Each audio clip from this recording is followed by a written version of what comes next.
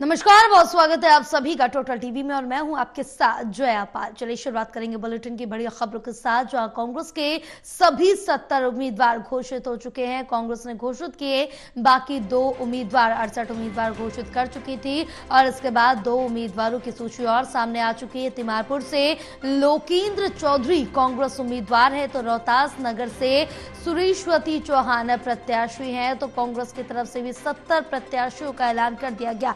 तो वहीं आपको बता दें कि एक तरफ आम आदमी पार्टी ने सभी 70 विधानसभा सीटों पर अपने 70 उम्मीदवारों को उतार दिया। कांग्रेस की तरफ से भी 70 सीटों पर 70 अपने उम्मीदवार उतारे जा चुके हैं। और बीजेपी की अगर बात की जाए तो बीजेपी के अभी लास्ट के 11 जो उम्मीदवारों के नामों का ऐलान है वो अभी होना है और देखना होगा कि बीजेपी किसको अब टिकट देती है और किस रणनीति के तहत इन 11 उम्मीदवारों को चुनावी मैदान में उतारती है। बहरहाल अब कांग्रेस और आम आदमी पार्टी ने अपने सभी 70 सीटों पर 70 उम्मीदवारों को उतार दिया।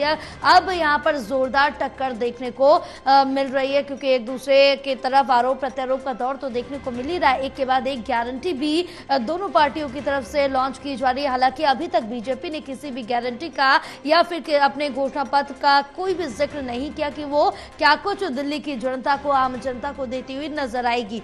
और ज्यादा जानकारी लेंगे, हमारे साथ हमारे सहयोगी विशाल जुड़े हुए हैं। विशाल, 2 उम्मीदवार बचे थे, सुबह हम चर्चा कर रहे थे कि 5 उम्मीदवारों की एक सूची सामने आई थी, चौथी लिस्ट, लेकिन अब जो 2 उम्मीदवार बचे थे उनका भी ऐलान कांग्रेस पार्टी ने कर दिया है। यानी कि आपने 70, कांग्रेस के 70 जो उम्मीदवार है वो चुनावी मैदान में, लेकिन बीजेपी के अभी 11 उम्मीदवार बचे हैं।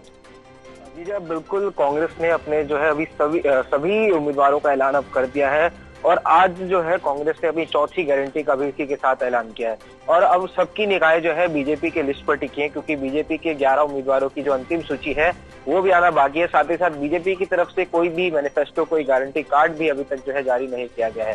हालांकि कांग्रेस से भी इंतजार था कि कौन होंगे वो 2 अंतिम नाम। तो जो तिमारपुर विधानसभा सीट है वहां से लोकेंद्र चौधरी और रोहतास नगर से सुरेशवती चौहान, तो इन दोनों को जो है मैदान में उतारा गया है और इनके साथ अब कांग्रेस की जो 70 उम्मीदवारों की सूची है वो पूरी हमारे सामने आ चुकी है।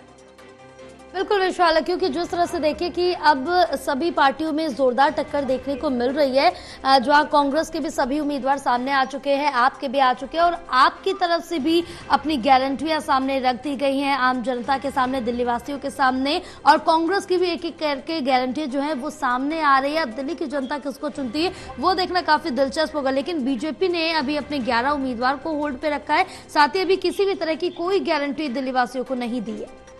बिल्कुल आज ही हो सकता है बीजेपी भी अपने जो बाकी उम्मीदवार हैं उनकी सूची जारी कर दे, और ये जरूरी भी है क्योंकि कल 17 तारीख आखिरी जो है नामांकन की तिथि है, तो उससे पहले ही बीजेपी अपने सभी उम्मीदवारों को जो है उनको घोषित करना होगा। और आज जिस तरह से कई सारे उम्मीदवारों ने अपना नामांकन दर्ज किया, बीजेपी हो या कांग्रेस हो, और इसी प्रकार कल आखिरी डेट है और कल ही जो है बीजेपी अपने सभी उम्मीदवारों को मैदान में उतार देगी। और जो बाकी 11 उम्मीदवार हैं इन पर जो काफी विचार मंथन बीजेपी को करना पड़ा है, इसके पीछे की वजह अभी जो है साफ नहीं हो पा रही है। लेकिन ये जरूर अटकलें लगाई जा रही है कि जिन सीटों पर बीजेपी जो है नाम काफी देर से उतार रही है वहां पर कोई बड़ा चेहरा बीजेपी की तरफ से आ सकता है, जो कि एक मास्टर स्ट्रोक भी कह सकते हैं बीजेपी अपना लेकर आएगी। बिल्कुल विशाल, तमाम जानकारी साझा करने के लिए बहुत शुक्रिया आपका।